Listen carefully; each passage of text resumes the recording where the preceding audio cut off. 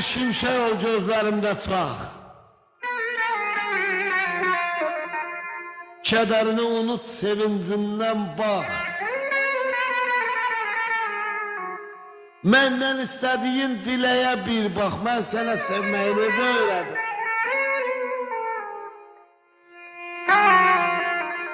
Könlümü şudan sazak değilsen, benim kadar uzak değilsen, sen körpe değilsen, uşak değilsen, ben sana sevmeyi de öğrendim.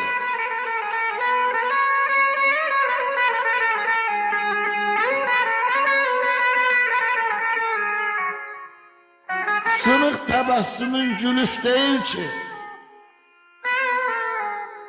Ay zalimin kızı, bu görüş mendeyen görüş değil ki.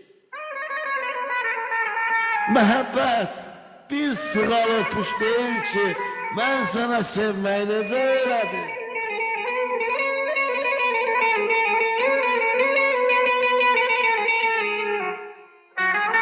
Bakışlar sevinip göz gülmeyipse,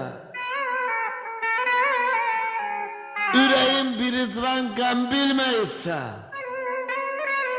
seninle dünyaya bir gelmeyipse, ben sana sevmeyi necə öğrendim. Bu gizli sevgide hikayet nedir?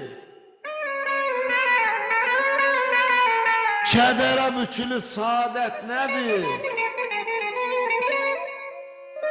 Ay bədbəxt kızı bədbəxt, hiç özüm bilmirəm məhəbbət nədir. Ben sana sevmeyi necə öğrendim.